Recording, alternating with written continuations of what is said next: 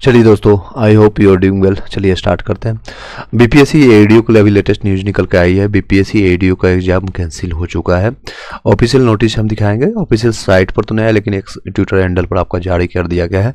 BPSC ADO का exam postpone की सच्चाई और एडीओ कैंसिल। मैंने आपको बताया था कि इसमें समय मिलेगा। रीजन पता है कि एक तो ठंड का समय है और काफ़ी चीज़। अब इसी के साथ साथ जो है आपका एसआई के लिए दरोगा का भी डेट शायद चेंज हो जाएगा आप लोग का। और साथ ही साथ आप लोग का आने वाले टीम जितने भी एग्जामिनेशन है, चाहे वो बिहार में संबंधित आपका टीआरई 4 के लिए जो इंतजार कर रहे हैं उन लोग को भी देरी देखने को मिलेगा। हो सकता है नोटिफिकेशन आपको जनवरी में देखने को मिल जाए, but you will have to wait for the examination और सब चीज़ें में डिले होगी।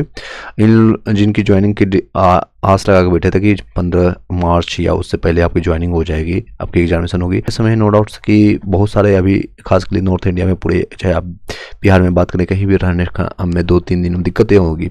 अगर 1 महीने भी डिले होती है, अगर आपको मार्च या फरवरी या मार्च में एग्जामिनेशन होती है तो आप लोग को तो उतना दिक्कत नहीं होगी। और जिन लोग की तैयारी नहीं हुई, जो भी रिसेंटली ग्रुप डी और कई एग्जामिनेशन में बिजी थे, वो अपना तैयारी फिर से आपको एक्स्ट्रा मिलेगा। चलिए नोटिस को दिखाते हैं और उसको हम अच्छे से बता देते हैं।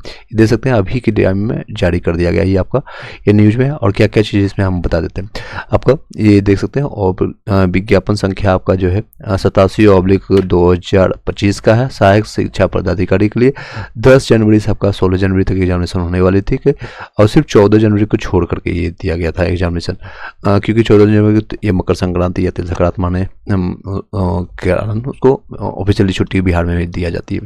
तो 14 जनवरी को छोड़ करके बाकी सभी एग्जामिनेशन थे 10, 11 और 12, 13 और फिर आपको 15, 16 को। तो ये सभी एग्जामिनेशन, ये नहीं कि आपको 10 तारीख का कैंसिल हुआ सिर्फ, या 12 का हुआ या 13 को सिर्फ कंप्लीट, मतलब ये हुआ पूरा एग्जामिनेशन जो आपका लिखित, जब आपको वस्तुनिष्ठ आपको जो प्रतियोगिता परीक्षा थी अपरिहार्य कारण से स्थगित किया गया। अपरिहार्य कारण मतलब ही वही है, उक्त परीक्षा की जो पुनः तिथि जो है घोषणा के आयोग वेबसाइट पर प्रकाशित की जाएगी। अब कम से कम 15 से 20 दिन आप लोग को टाइम मिल गया।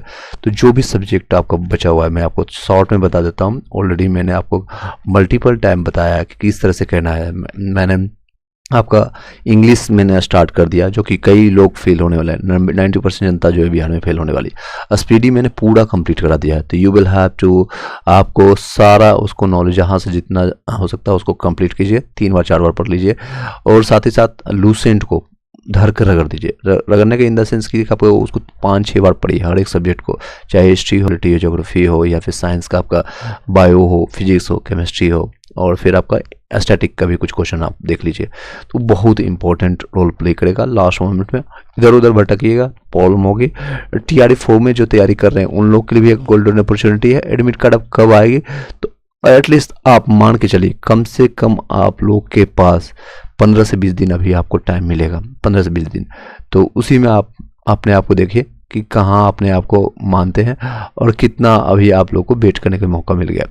तो आप यहाँ मैं शॉर्ट में बता देता हूँ, बाकी जितने भी सब्जेक्ट आप फिर से सिलसिलेवार दे, ऑलरेडी आपने प्रिपरेशन कर रखा हो। पहले तो हिंदी इंग्लिश को आप कर लीजिए कि एटलीस्ट आपको इसमें से आपको हिंदी में से 21 नंबर और इसमें से 9 नंबर, टोटल 30 आप प्लस नंबर लेके आ रहे हैं विदाउट निगेटिव के साथ। विदाउट नहीं, बिल्कुल आपके किसी तरह से आपको 30+ आपका नंबर आ रहा है।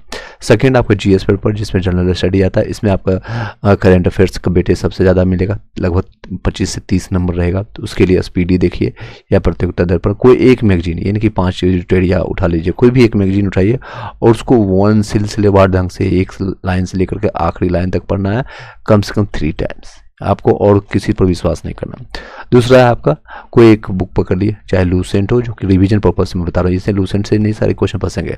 अगर आपने एससीईआरटी एनसीईआरटी नहीं किया तो दिक्कतें होंगी। एससीईआरटी एनसीईआरटी मैंने नोट्स और प्रोवाइडेड वीडियोज मैंने दे रखा है, उसको भी आप जाकर के देख सकते हैं।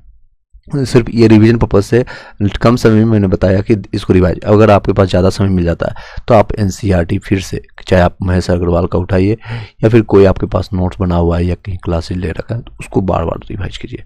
और साथ ही साथ इसके भी 2, 4, 5 पेज, हर एक सब्जेक्ट का 5-5 पेज रिवाइज करते जाइए। मान लीजिए 5 पेज हिस्ट्री, मॉडर्न हिस्ट्री को उठा लिया, पॉलिटी उठा लिया, ज्योग्राफी उठा लिया, फिर साइंस का फिजिक्स, केमिस्ट्री, बायोलॉजी उठा लिया। मैं टाइम टू टाइम क्लासेज भी आपको लाते रहूँगा ताकि आप लोग को दिक्कतें ना हो।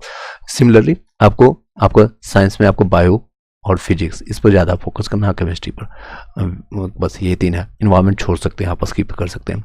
इकोनॉमिक्स का जो करंट अफेयर्स का है, इकोनॉमिक्स का जो डाटा है, बिहार का बजट हो गया या फिर आपका कोई भी इधर का, उसको आप देखते जाना है, इधर उधर भटकना नहीं है।